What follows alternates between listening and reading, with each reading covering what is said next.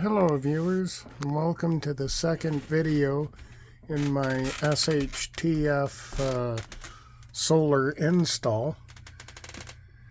This is how it's been going so far today. It's been a little bit cloudy outside, so I haven't had full sun, but I have had this system go up to over 555 watts today for a short period. You can see that I've made 1.68 kilowatt hours so far. It's been charging at full capacity all day today because I have enough battery storage to put it all now. My new battery, I mentioned I'm upgrading everything. My new battery has arrived. So now I've got two 320 amp hour LiFePO4 batteries. That gives me a roughly 8.2 kilowatt hours of stored power. They're both connected with these AUT1 cables that came in at 4 feet, and that was my error. I should have ordered 6 feet. But because I didn't, I had to stack the batteries one on top of each other. I have that going into this bus bar, and off to the 100 amp hour MPPT charge controller. And then I have these other two bus bars that come off of it as well, and that's just to run this my older inverter. When I first started building this system, I built it around the 40 amp EP Ever charge controller, and that's this one here.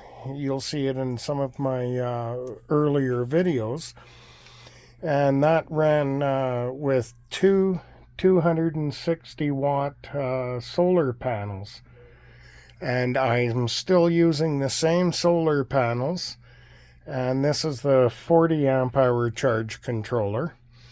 The last upgrade I have to make so far in this evolution of solar, going from this charge controller to 100 amp hour, I have to buy new solar panels, and that'll be next, hopefully within a few months. When I first started, I was using two 6-volt 208 amp hour batteries, which gave me roughly 100 amps to use. And eventually I wound up with 6 of those batteries, which only actually gave me about 280 usable amps. Just one of these batteries gives me around 325 usable amps, even though they're rated for 320. They tend to give you that little extra. So between these two batteries, that would be well, it would be like doubling my lead acid, and they're quite a bit cheaper. The battery on top was the first one I bought. That one was $1,300. The price has come down, and this one was only $999 in Canadian money, not American. I think they pay you when you pay American. So far, my off-grid solar is doing pretty good. I have a freezer powered by this full-time now, and a lot of the wattage you see from this is just simply the overhead light that I'm using. So right now my freezer's only using 49 watts. Which isn't bad. A lot of the time that'll just go to 0 when it's not trying to cool itself or anything like that. So I can pretty much run that freezer without the assistance of solar off of these batteries for a good couple of months before I have to think about a recharge, and that's kind of nice. Other than running that one freezer, the only thing this actually gets used for is I go through this fuse block and it runs my off-grid amateur radio station. I'll do a video on this equipment again. I have a few out there you can watch, but I'll do more because I've had this for quite a while now. Aside from that, that's my new power upgrade so far, and all I have left to do to fully double the entire system is to buy some more solar panels or replace the ones I have with more powerful panels.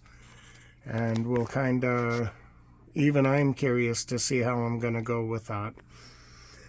Before I go, I did purchase these breaker switches, and they were in my last video, and due to the feedback I got from my viewers, I decided I'm not even going to wire them into my system at all. They're supposed to go between the batteries and this bus bar, but you can see by the size of these cables and the size of these tiny little terminals, that's just, these are far too small. They're not the right thing.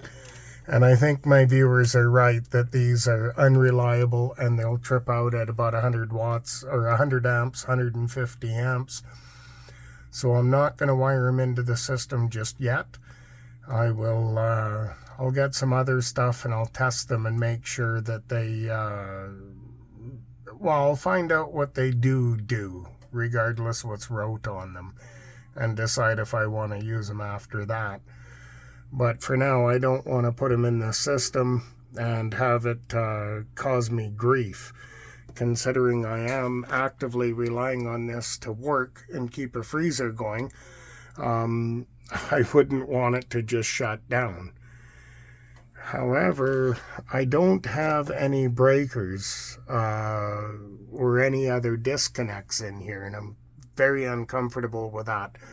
So I'll be looking at getting other breaker switches and looking into how I can shut the power off and isolate it, just in case something's not flowing right. Aside from that, I've got nothing more for you guys at this time, so I hope you enjoyed. Thank you for watching. Have a great day.